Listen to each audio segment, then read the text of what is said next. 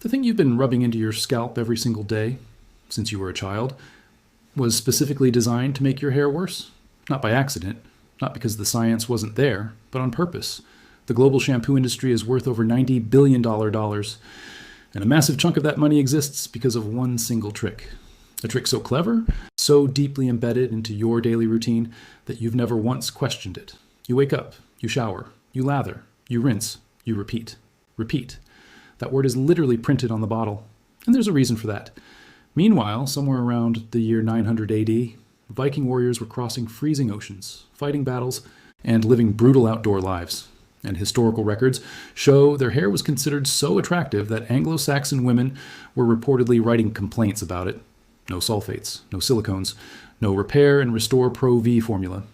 So what did they know that a $90 billion industry doesn't want you to figure out? Stay with me, because by the end of this video, you're going to look at your shower shelf very differently. The history nobody taught you. Let's go back to the early 1900s. Before the 1930s, most people washed their hair maybe once a month. That sounds horrifying to us now, but here's the thing. It wasn't because people were dirty or lazy. It was because hair, left to its own devices, actually manages itself pretty well. Your scalp produces a natural oil called sebum. It's not gross. It's actually an incredibly sophisticated moisturizing system that your body has been perfecting for hundreds of thousands of years. Sebum travels down the hair shaft, coating it, protecting it from breakage, locking in moisture, and even providing mild antibacterial properties. Your grandparents' didn't have dry, brittle hair because of genetics. They had healthy hair, in spite of never using a single modern product. Then, something changed. In the 1930s, a company called Procter & Gamble introduced the first mass-market synthetic shampoo, called Drene. It used a new class of chemicals called synthetic detergents, specifically designed to strip oils aggressively and create large, satisfying lather. And the marketing campaign that followed was genius. They didn't just sell a product, they sold a problem, one that didn't fully exist before they created it. Magazine ads in the 1930s and 40s began telling women that washing hair once a week was the minimum for being clean and socially acceptable. By the 1970s and 80s, that had shifted to every other day. By the 1990s and 2000s, thanks to an explosion of new product lines, the standard had become daily washing. Each time you wash with a sulfate shampoo, you strip your scalp of sebum. Your scalp panics and overproduces oil to compensate. Your hair gets greasy faster, so you wash again, and the cycle repeats, just like the bottle says. That cycle is not a coincidence. That cycle is a business model. Now, to be clear, I'm not calling anyone evil. These are legal products that do what they say. But does what it says and is what's best for your hair are two very different things. What's actually in your shampoo? Let's talk ingredients. Flip over any standard drugstore shampoo and you'll see a wall of chemical names. Most people skip right past it. Let's not. The first thing to understand is sulfates. The most common ones are sodium lauryl sulfate, SLS, and sodium lauryl sulfate, SLES. These are the chemicals responsible for that rich, foamy lather everybody loves. Here's the issue. Sulfates are so effective at removing oil that they don't distinguish between the bad buildup on your scalp and the good natural oils your hair needs. They strip everything, every single wash.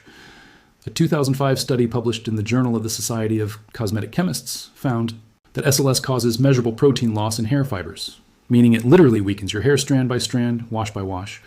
Next up, silicones. Words ending in cone, conol, or xane on the label, dimethicone, cyclomethicone, and so on. Silicones aren't inherently evil. They make hair feel incredibly smooth immediately after washing. The problem is they're not water-soluble. They build up on the hair shaft over time, coating it so thickly that moisture can't get in and nutrients can't penetrate. So the silicone makes your hair feel good today. The buildup makes it feel worse next week. So you buy more conditioner, more masks, more deep repair treatments. Do you see how this ecosystem works? Then there are synthetic fragrances. The word fragrance on a label is a legal loophole that can hide hundreds of undisclosed chemical compounds. Some individuals report scalp sensitivity, irritation, and contact dermatitis from these compounds. And because manufacturers aren't required to disclose what's inside fragrance, tracking the culprit is nearly impossible. Again, these products are legal. They're regulated. They're not dangerous in the way that, say, a toxin is dangerous, but the cumulative daily effect of stripping your scalp's natural ecosystem is something the $90 billion marketing budget would rather you not spend too much time thinking about. So what's the alternative? This is where the Vikings come back. The Viking method and the science behind it. Viking-age Scandinavians, and we know this from archaeological evidence, historical accounts, and artifacts recovered from sites across Norway, Denmark, and Sweden, were remarkably hygienic for their era. Combs are among the most commonly found Viking artifacts. They groomed deliberately and frequently. But what did they actually use? Historical sources point to a few key things. One, rye bread or wood ash as a cleansing agent. Both are mildly alkaline. Wood ash in particular, when mixed with water, creates a weak lye solution. Not strong enough to damage hair, but enough to break down excess grease and surface debris. Think of it as a gentle, natural clarifier. 2. Herbal rinses. Nettles, chamomile, rosemary, and yarrow were all used in various Northern European traditions as hair rinses. Modern research has actually validated some of this. A 2015 study found that rosemary extract was as effective as minoxidil, a pharmaceutical hair growth treatment, in promoting hair density with fewer side effects. 3. Cold water and minimal interference. The sebum regulation cycle works best when you're not constantly disrupting it. Vikings didn't have hot showers. Cold or lukewarm water doesn't strip sebum the way hot water does, and washing less frequently allows the scalp to normalize its oil production. 4. Combing with natural bristle or bone combs. This isn't just about detangling. Running a fine comb through your hair distributes sebum from root to tip, exactly what your scalp produces it for. This is literally free hair conditioning. Now, here's the modern science that ties it all together. The concept is called sebum regulation, and dermatologists have studied it seriously. When you stop stripping your scalp with harsh detergents, your sebaceous glands, the ones that produce oil, gradually reduce their output. The grease cycle slows down. Most people who go through a transition period of 2 to 6 weeks report that their hair becomes significantly less oily between washes. A paper published in the International Journal of Trichology confirmed that reduced washing frequency, combined with gentle cleansing methods, improved scalp microbiome diversity, essentially the community of beneficial microorganisms that live on your scalp and help regulate its health. Your scalp has a microbiome, just like your gut, and you can wreck it the same way, by over-sanitizing it. The practical modern fix. Okay, so you're not moving to Scandinavia and you're not washing your hair with ash. What can you actually do with this information? Here are evidence-informed, practical steps you can take starting today. Step 1. Reduce washing frequency gradually. Don't go cold turkey. Drop from daily to every other day for 2 weeks. Then every 2 to 3 days. Give your scalp time to recalibrate. Yes, there will be an adjustment period. Your hair may feel greasier for a week or two. Push through it. That's just your sebaceous glands catching up. Step 2. Switch to a sulfate-free shampoo. These exist at almost every price point now. Look for shampoos where the first cleansing agent is something like sodium cocoyl-isethionate or cocamidopropyl-betaine. Both are gentler, derived from natural sources, and far less stripping than SLS. They still clean. They just don't declare war on your scalp. Step 3. Try a scalp rinse instead of shampoo on off days. Apple cider vinegar diluted in water, roughly 1 part ACV to 4 parts water, makes an effective rinse that removes surface buildup, rebalances scalp pH, and adds shine. Rinse it out thoroughly. If you dislike the smell, it dissipates as your hair dries. Step 4. Use a natural bristle brush. It sounds old-fashioned because it is old-fashioned, and it works.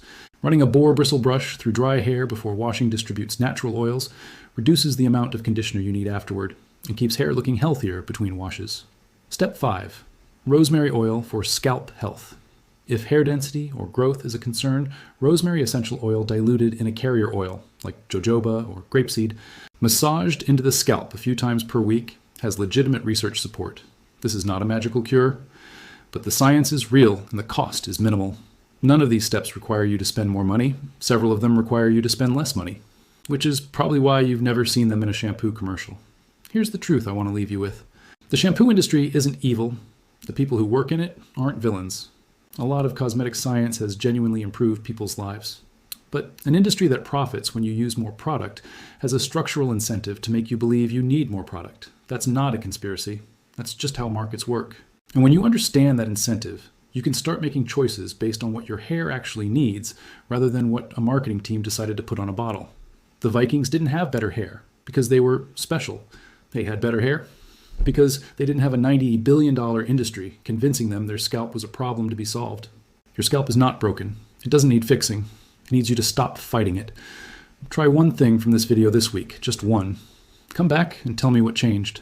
And if you found this useful, share it with someone who spends 20 minutes in the hair care aisle every time they go to the store. You might just save them $40 and 2 months of frustration.